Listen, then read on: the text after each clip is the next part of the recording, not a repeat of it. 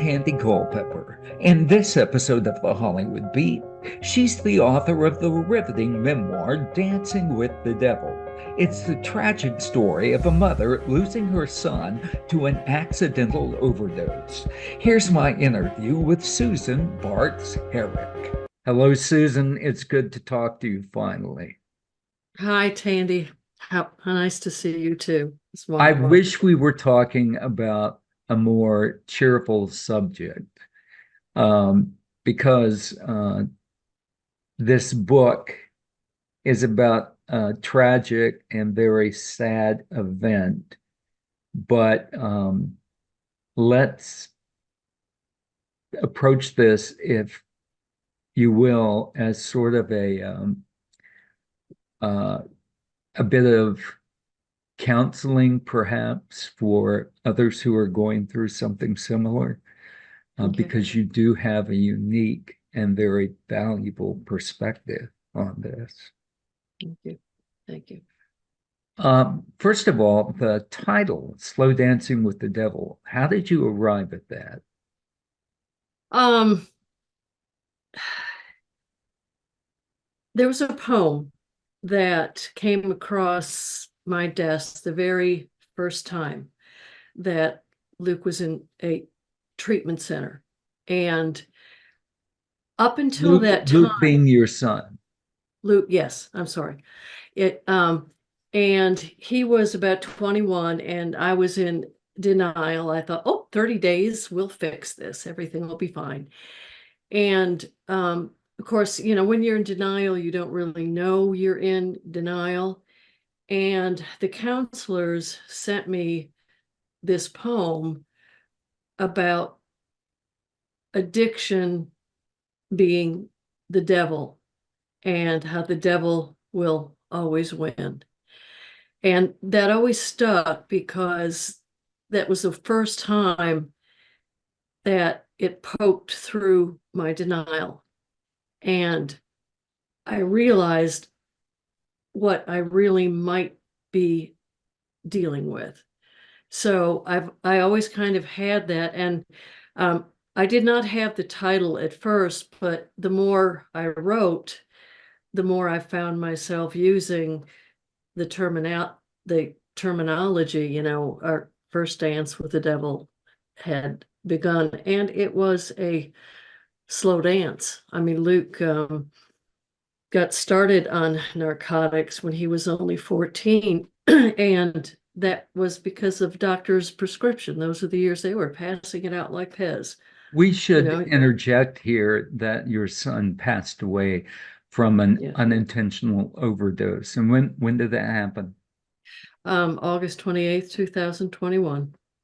Wow. So it's only been 2.5 years. 2.5 years, yeah. That's for no parent wants to outlive his or her child. No. And No. you just take for granted that they will be attending your funeral and not vice versa. You're an academic, aren't you? Yes. Retired now, but yes. And I you have taught a speech. speech and theater, right? Speech and theater, yes, at UNC Fayetteville State in North Carolina. So you came in contact with an awful lot of young people. Yes, I did. And I taught English in a high school for 2 years, years ago. You have an ability to shape young people's thinking and minds, which I would think, as it was for me, would be very rewarding. And you can have a certain remove from that because you don't get caught up in the day-to-day trials and tribulations Right. going on in their lives. But with someone who is a child of yours, it's a very intense struggle, I Much, would imagine. I it's don't much. have children, so I can't speak to Okay. that, but you can. Yeah, it was interesting because when all of the years of Luke's surgeries in and out of the hospital, slow dancing with the devil, I was teaching. And so I always had that extra sense out there to see if any of my students were struggling also. And I have to tell you that I did lose a couple. And part of the thing about being an academic, I was the alma mater, which means nurturing mother. So a Oh, lot of times, yeah, I they did would not come, know that all these years. yeah. So they would come in a lot of times just to talk about themselves. And because I was going through that with my son, I really tried to nurture a lot of the kids also. So it was a tough time, you know. It was a tough time. Did you aspire to write, or was this something that became Well, cathartic for you? uh both actually. I'm a published children's play and liturgical drama being in theater, and I've written a lot of blogs. I like to play with words. But how this whole thing came about is I never really saw myself writing a book, but when Luke passed away so suddenly, he was living out in LA for 10 years. His best friend, Jacob Taylor, is an actor there and did quite a lot of Lifetime movies and other things. And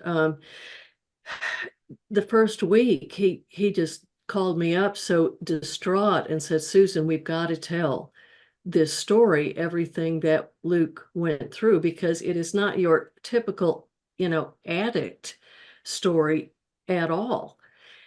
And Jacob, being in film, wanted to make a movie about it, and there is a screenplay now that is done.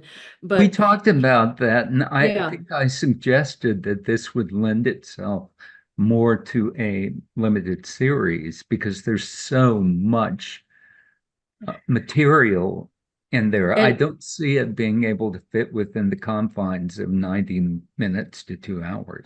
yeah, it's the movie is more just about Luke, and we're still looking into other options, Tandy.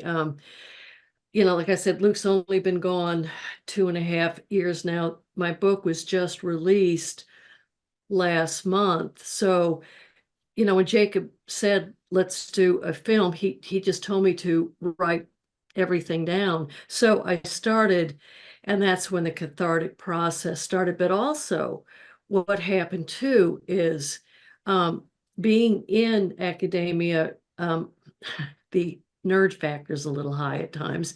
So just researching. And the more I was Your book is researching, replete with footnotes. oh, yes, it's got 9 pages of footnotes, 12-page bibliography.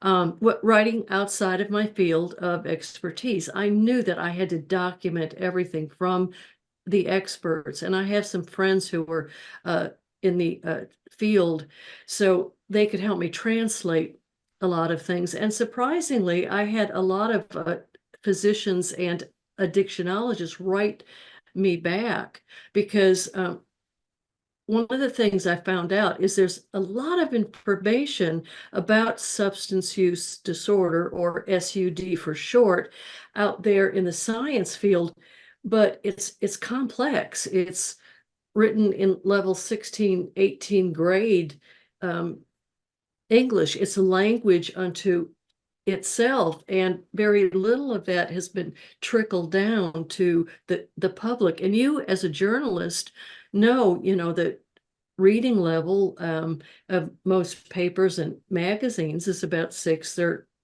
eighth grade. Yes, It I just was even told that so.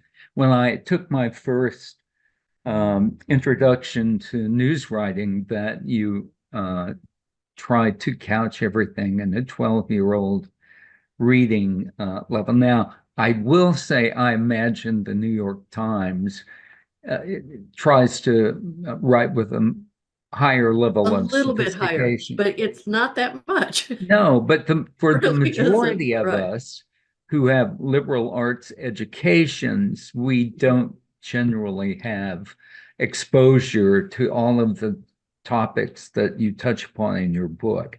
And while I'm thinking of it, give the entire title of the book. Slow dancing with the devil, a son's substance abuse, a mother's anguish. So there are two threads going through the book.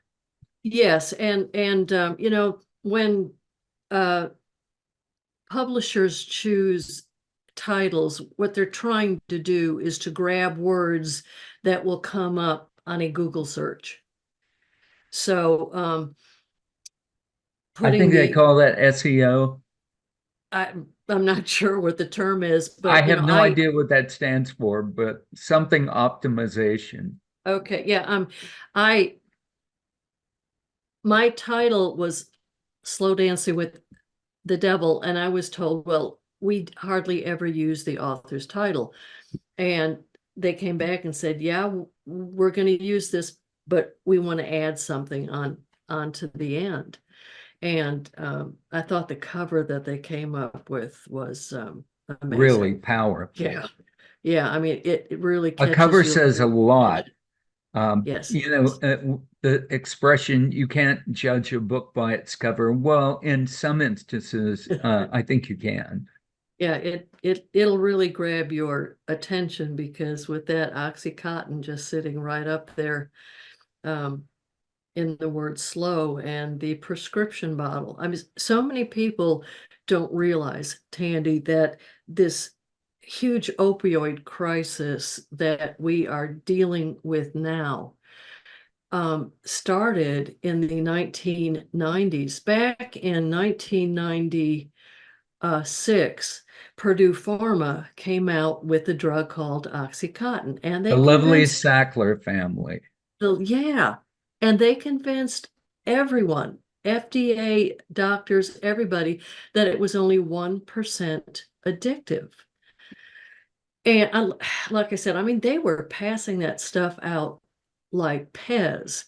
And when finally everybody realized what was going on, and then all of a sudden the supply was cut off, which is where we got caught in because my son was almost killed. I mean, he was given 1% chance of survival in a car accident in 2010. He Can he we he was talk about crushed. that car accident because it's the catalyst for how Luke went on this journey and the Yeah. description of the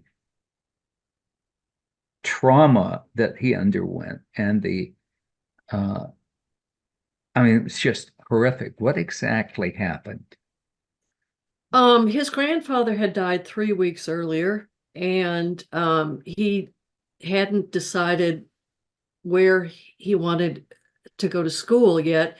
So he decided to drive down to his grandmother's from North Carolina, down to Naples, Florida, live with her for a while and take care of her. An hour outside of Naples, he was driving. He didn't get a lot of sleep. He had an old Range Rover that was stuck in the higher position. And so he's tooling down the road and overcorrects on a turn, and the thing starts to flip. So he got shot out the side window. And just the impact of going through, he had his chest was crushed, a burst teeth fracture in the back. So he had Harrington rods put in with 8 screws, and internal organs, ruptured spleen, almost he was down to the last membrane of his colon. If that would have, I mean, There was a miracle after miracle after miracle after miracle, because the first people that stopped by called an ambulance, but right after them, just so happened that an EMT stopped by, and he took one look at him and said, "I'll be back in a minute. My bag is a mile down." And they said, "Well, we called an ambulance." And they said, "You call a chopper. I don't think he'll make it." And by the time the EMT got back, Luke was gone. They uh, revived him. The chopper came, and they said the first 72 hours. And of course, I got down there in about 24 or 12 hours, and the machine breathing for him. I was in shock, of course. They told me to say goodbye, and I said, no, no, he's going to make it, you know. And but there was a moment, Tandy, that I turned over when it was a week afterwards, and I knew that he was going to make it. I looked over and I saw morphine, Dilaudid, I mean, all of these drugs, and I thought, we're going to have a bigger fish to fry down the line. And boy, was I right. The tragedy, and this is really the crux of my book, is the medical community. I told him that he had, excuse me, I told the doctors that he had been given narcotics when he was a child, and that he became dependent, but that we used the drug Suboxone to get him off, but that he was prone to it. They really didn't have a clue. Nobody at that trauma center knew about Suboxone, You how to go use into it. detail in the book about the Yeah, fact that so few doctors can prescribe it. I don't understand that. I found that join the confusing. club. Yeah, I mean, there were three in the state of North Carolina when Luke was a teenager. They have to take 8 extra hours. All of them can prescribe narcotics to anybody.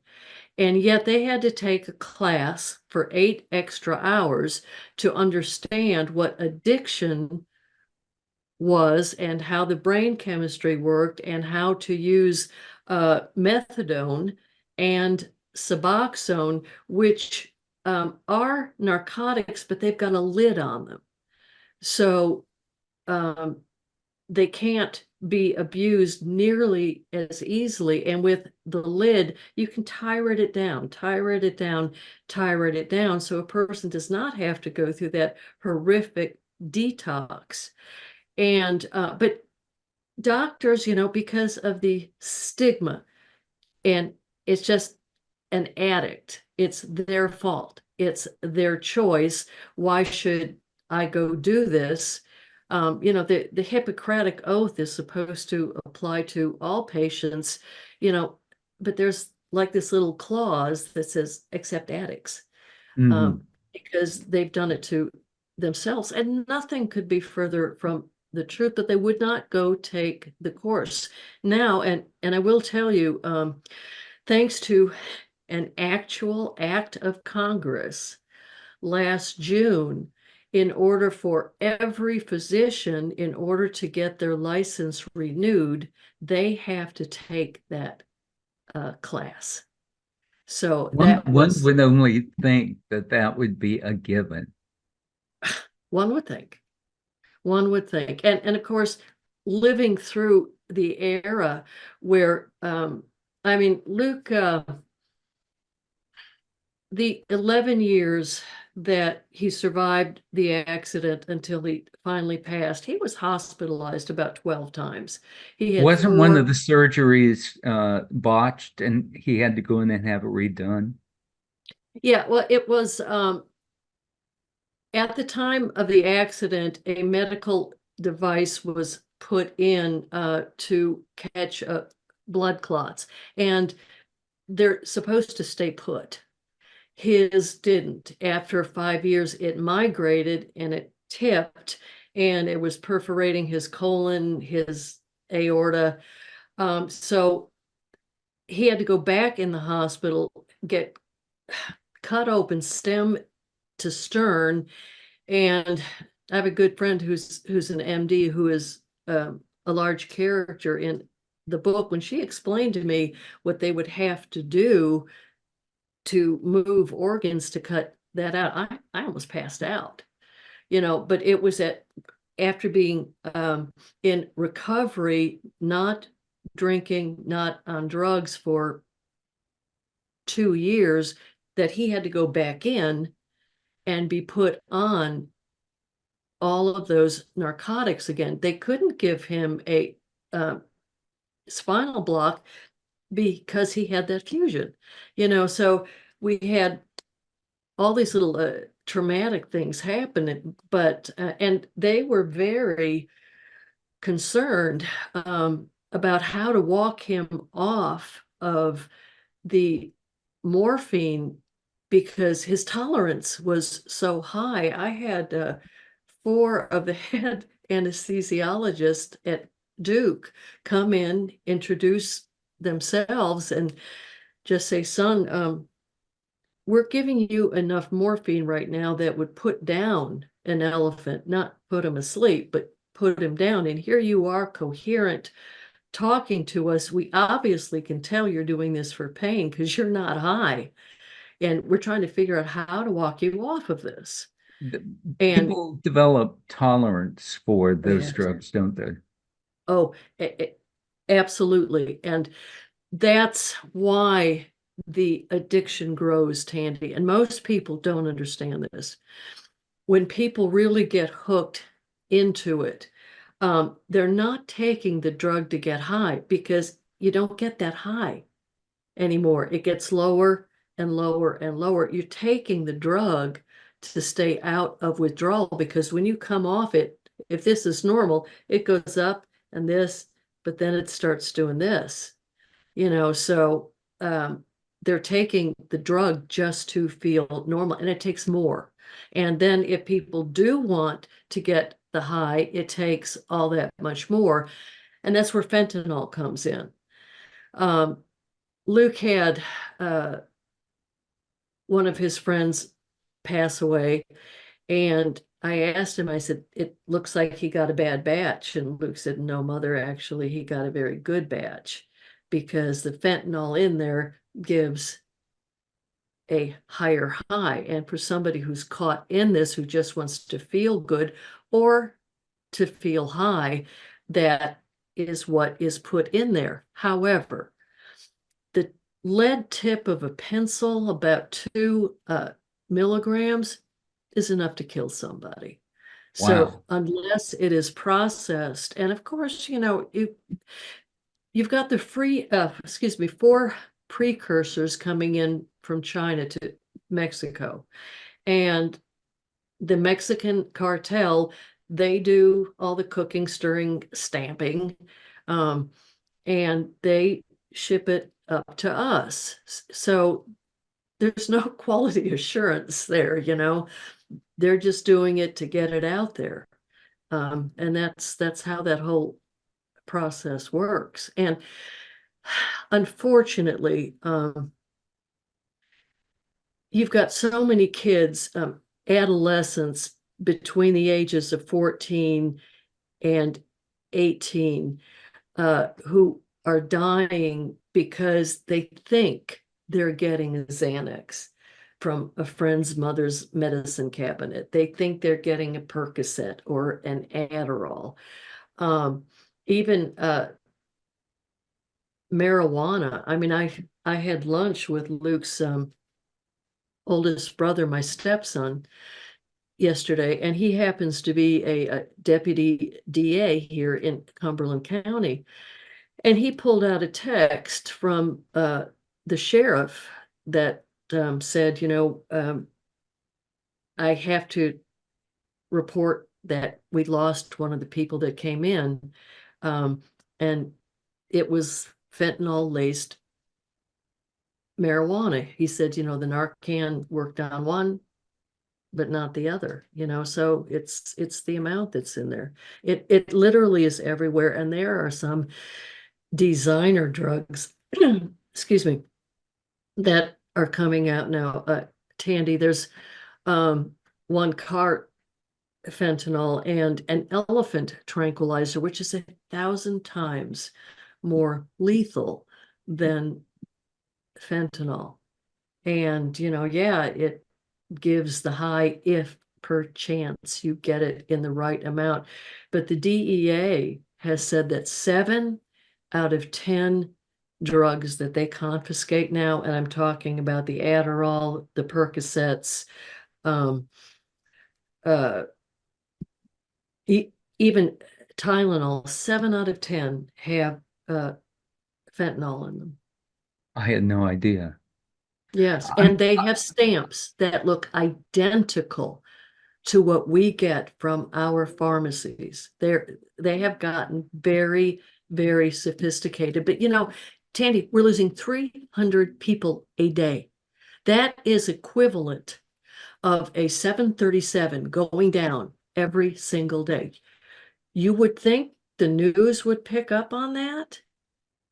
Can you imagine one 737 going down every day and the news just, why? Is because of the stigma of what people think substance use disorder is. I mean, I've got 7 myths that I talk about to help people try to understand what substance use disorder is.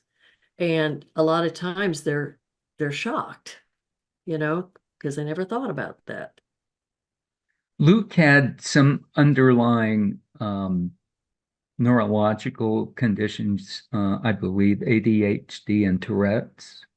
Yes. Uh, Yes. And general anxiety disorder. There are precursors to addiction, about 13 in all. And these bio-neurological processes, they can make one a lot more susceptible to addiction. I mean, that's just how he came into the world. He was wired. He wouldn't sleep at night, and I was an older mother. I just wanted to take a nap, and after 2 years old, he was just go, go, go. And uh,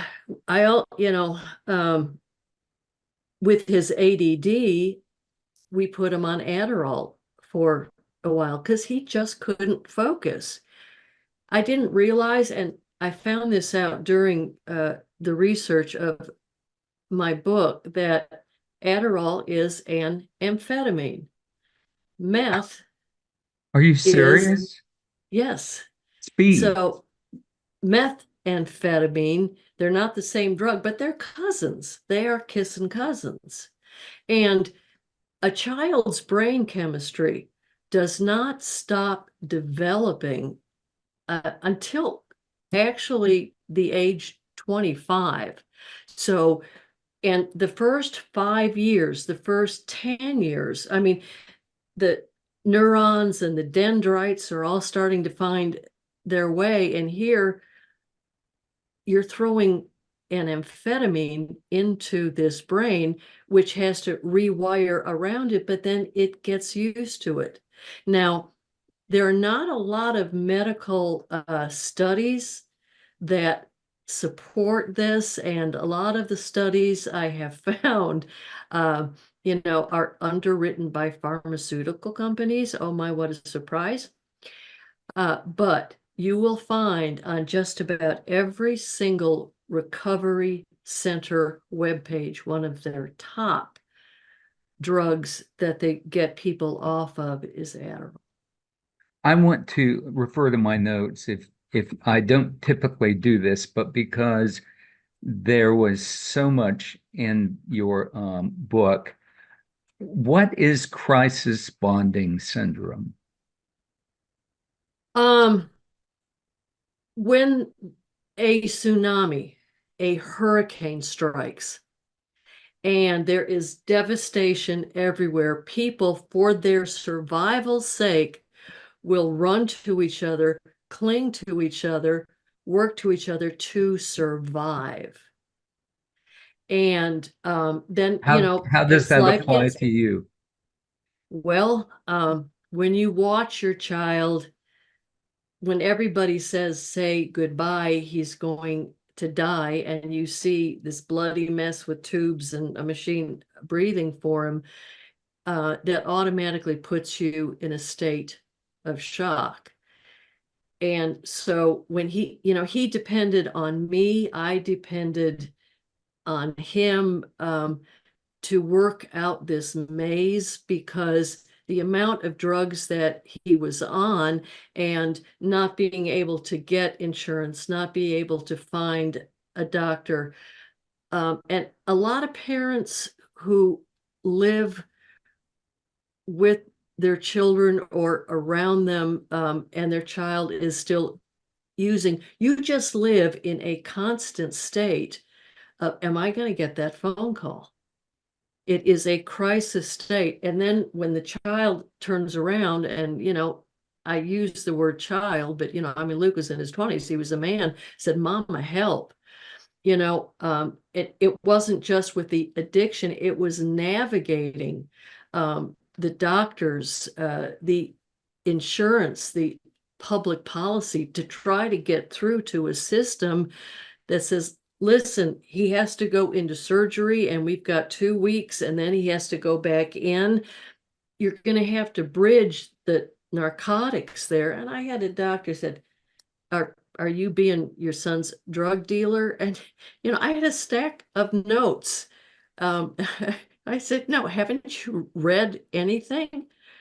So we depended on each other. And so it was that kind of crisis binding. He and I both had PTSD, and we were really unaware of it at the time. That can lead to a little bit of craziness at times, because we were both just like this all the time. You raised Yeah. a term earlier in this conversation, addictionologist. What is that? Good question, Tandy. Um, Addictionologist is a medical doctor, um, or DO, that has gone into a 3-year residency program for the study and treatment of addiction. And in the US, there are approximately 180 medical schools. Only 15 of them teach addiction.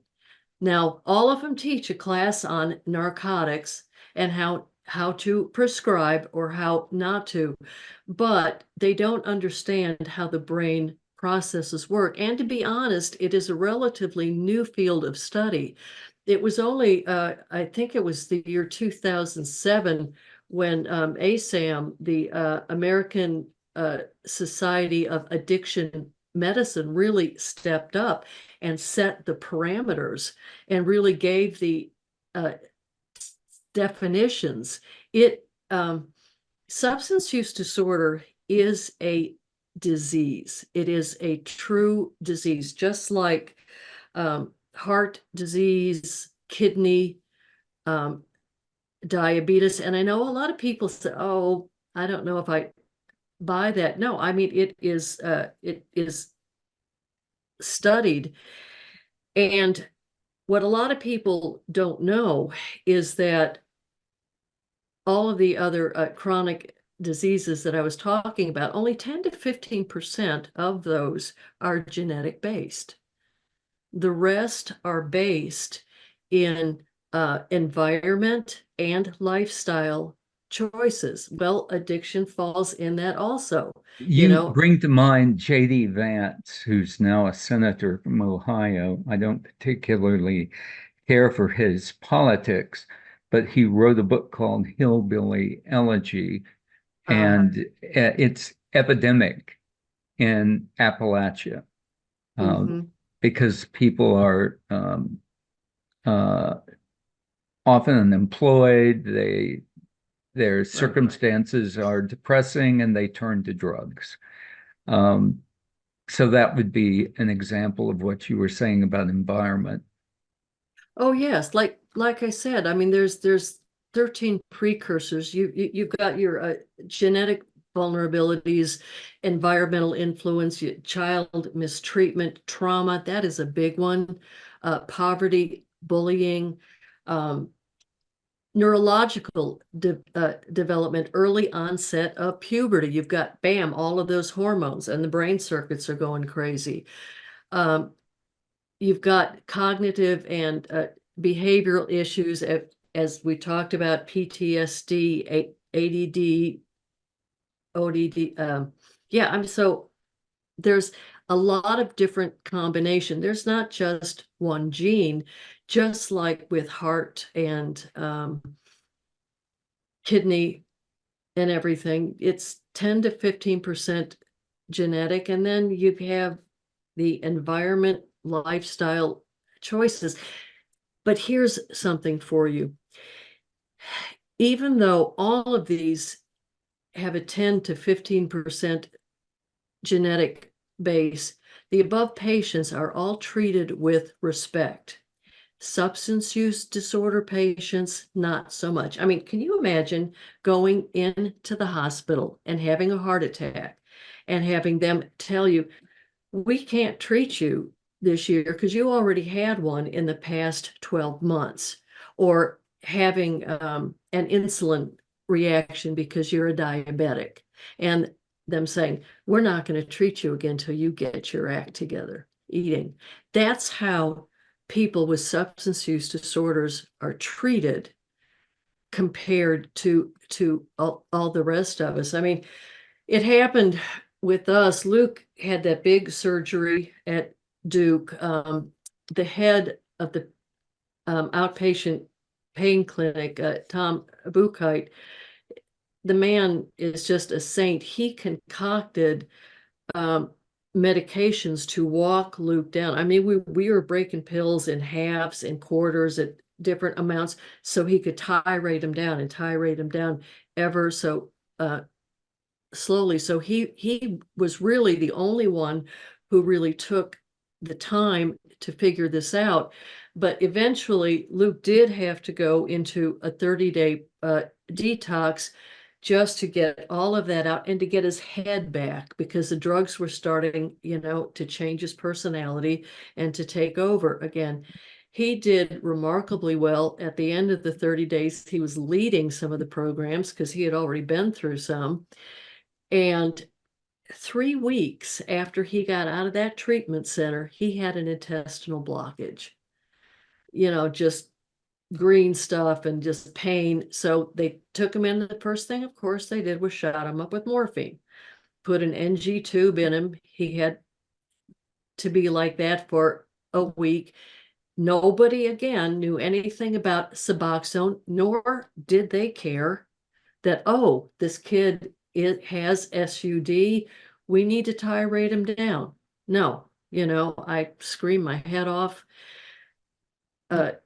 No care. I called the insurance company and said, we need to go back in for at least a week, maybe two, to get all of this back out of his system.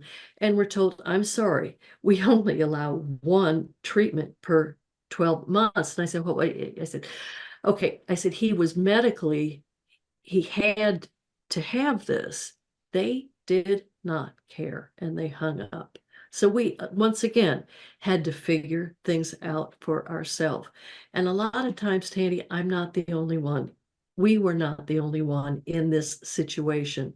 And now, even though doctors have to take this course, there's a big difference between an addictionologist who studies this intensely for 3 years in residency. Mostly you have psychiatrists who act as people who treat addiction. Some have never had an addiction class either. Once again, they just know narcotics. Most of the psychiatrists I know they never even went out and bothered to get the X waiver either. They said, well, we really don't deal with that. And I said, you probably do, and you just don't know it because people don't talk about it because of the stigma. So I mean, it's I'm fighting. I can't, my son can't fight anymore. He wanted to go into politics and public policy and make changes. And I wanted to sit and have grandbabies and bake cakes, but that's not going to be, he's my only child. So I'm taking up his baton, and I have nothing more to lose, Tandy. I mean, I've lost it all. So I just want to make sure that other parents never feel, never have to go through. And I really know that my book is so much more than a memoir. It's a manual. It has It's a research. primer. It really is. And and and and I've had a lot of academic reviews from Duke, UVA, Florida State, some heads of departments saying this is a must read, um, because this is what we have to deal with, and things have got to change, but people have got to know about it. Susan, that's as good a place as any to wrap this up. But before we go, is there anything that I should have asked that I didn't, or that you'd like to say in closing?